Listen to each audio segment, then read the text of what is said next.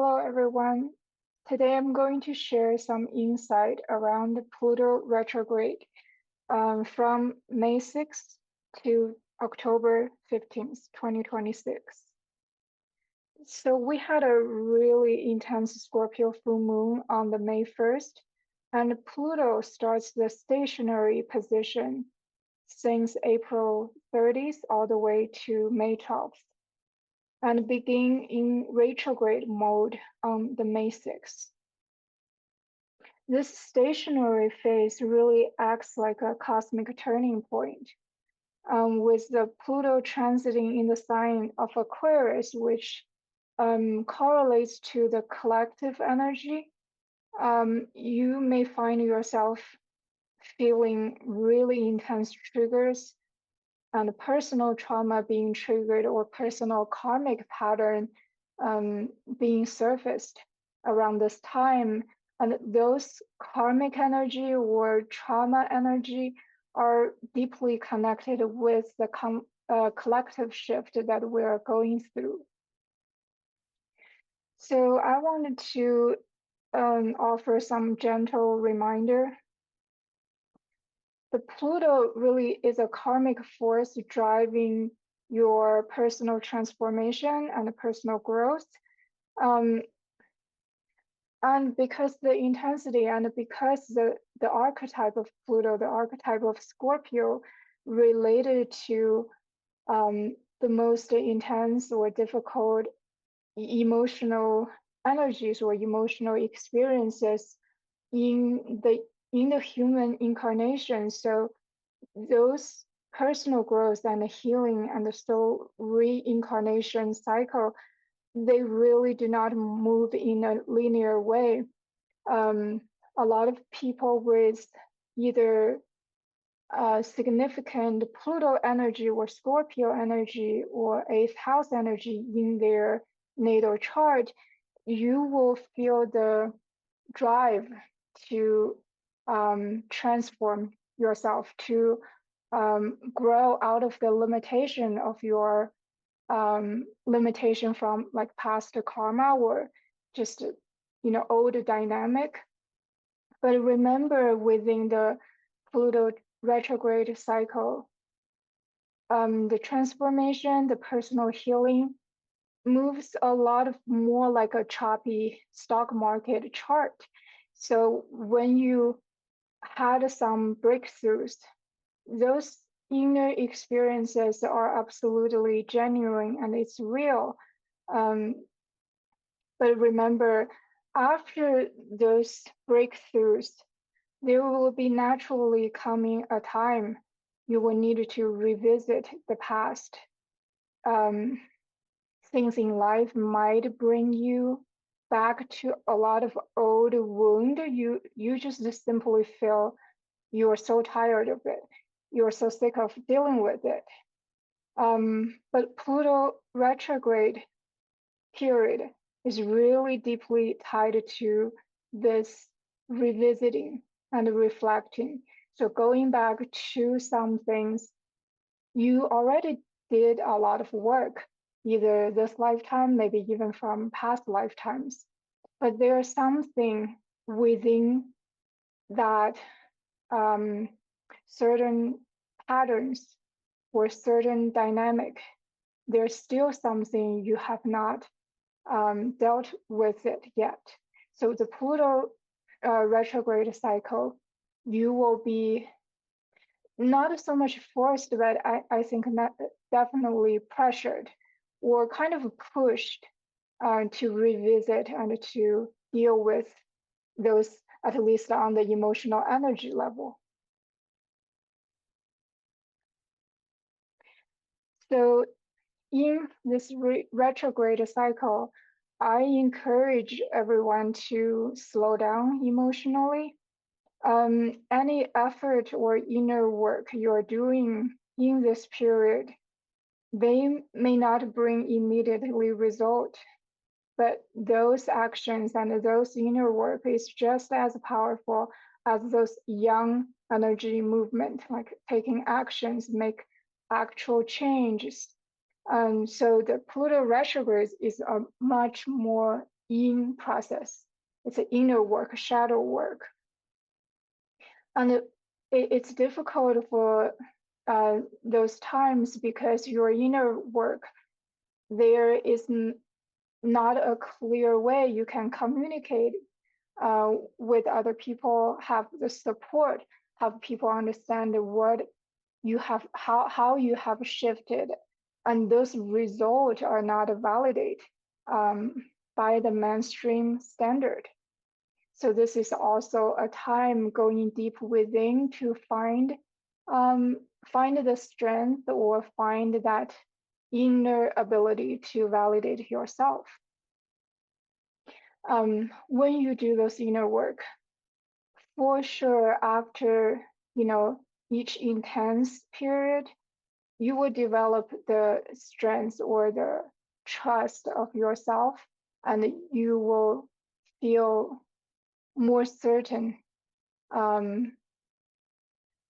of your inner experiences. So you will be able to validate yourself. And a lot of spiritual or healing teachings would tell you, to embrace the intensity or embrace the cycle of inner death. I think that's probably not going to be very realistic. You're basically not going to embrace a painful experiences with the authentic energy. So what you can do more realistically, I think, is to observe where does those resistance coming from you? Is it from your heart? Is it from maybe your throat chakra, maybe your stomach? So they would provide some information for you to revisit, for you to be able to know, like, what is this inner work, what kind of emotional energy that you're dealing with. Then also you can reflect it on what memories or the narratives are built around this emotional energy being triggered and being worked at, and how much of that intensity is actually your energy. Again, because the Aquarius energy,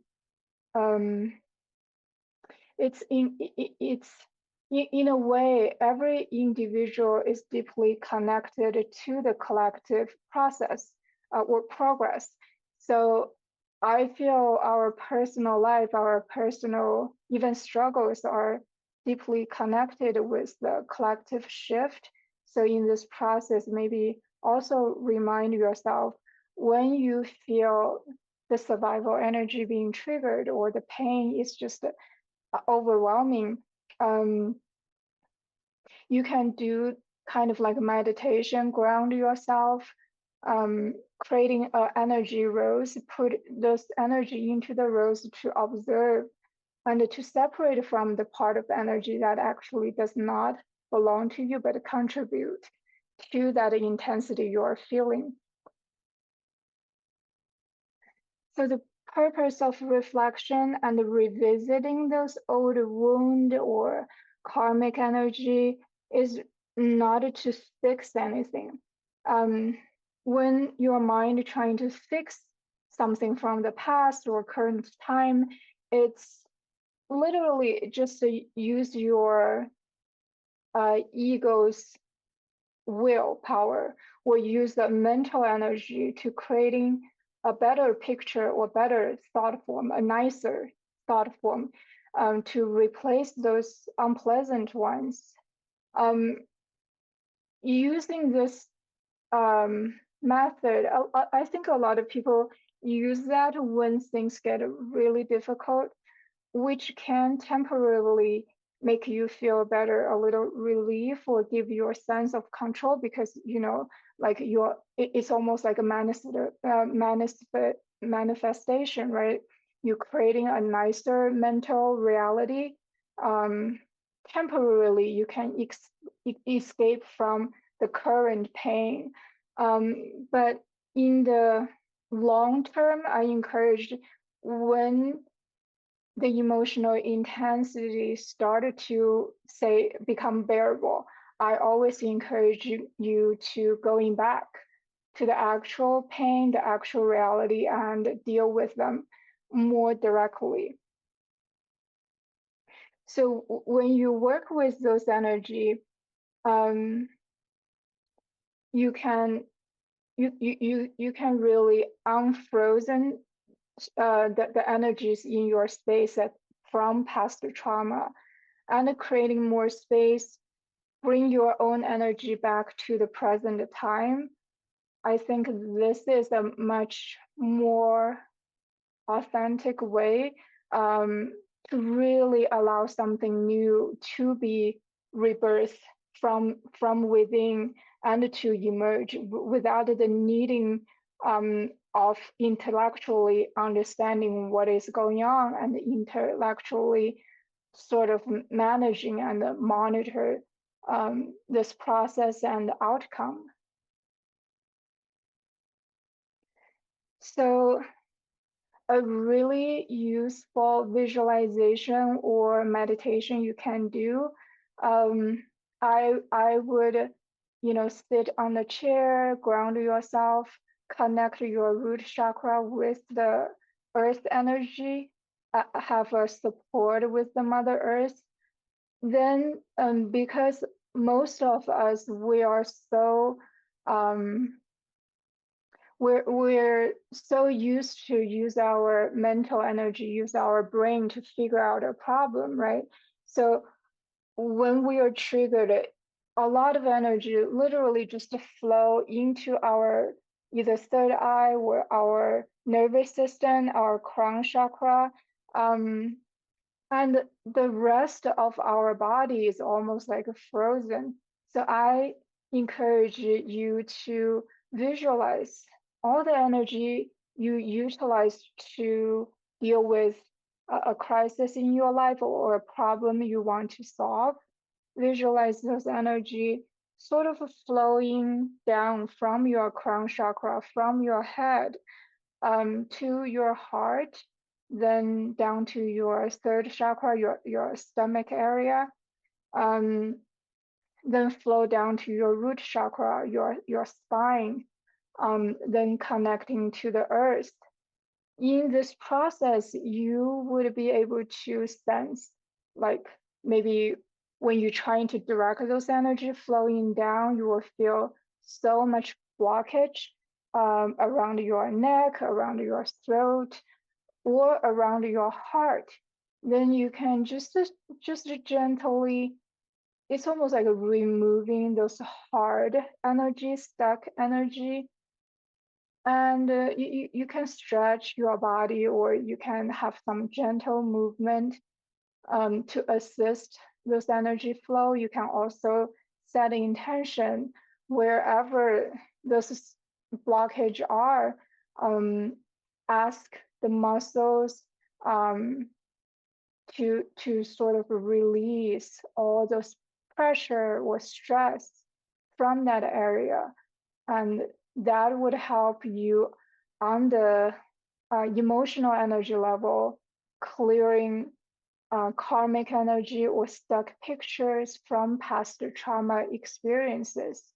Um, you don't really need to intellectually understand those meditation. I think the best way is to do it in a very playful way, and then you have some, sensation, and maybe some new awareness just surface without a reason. That is a much natural way for those new um, vibration or new kind of perspective naturally emerge from when you're dealing with your emotional energy.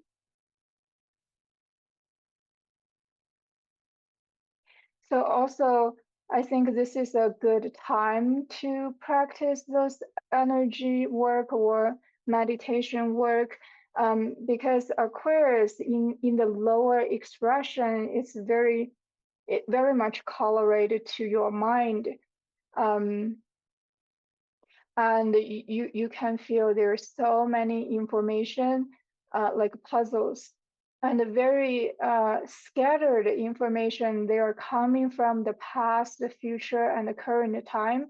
When when you don't have an objective space with those information, they can really feel overwhelming, and they can really cause a lot of like mental breakdown. So with those meditation, it's really on the energy level. Our inner self has this ability to naturally integrate those scattered or split, like contradicted information from our past, from our future development into the present. So our inner self, and on the energy level, we have this ability to synthesize everything and bring those contradicted energy into not perfect harmony, but into the harmony, so we can deal with them. And when you started to practice this during the Pluto retrograde in the sign of Aquarius, I think there's a very exciting process going on. It's you are going to um, expand yourself from the lower Aquarius expression using your mind to a higher expression, which is resolving and dealing directly with the emotional and the karmic energy in the astral realm, where our emotional energy and the personal karma resides. So this would be just some insight I want to share around this Pluto retrograde cycle. And if you are interested in the evolutionary astrology reading or my energy work, you can check out my website at BloodmoonAstrology.com. And thank you for tuning in. If you like my video, please share it or like it. Thank you.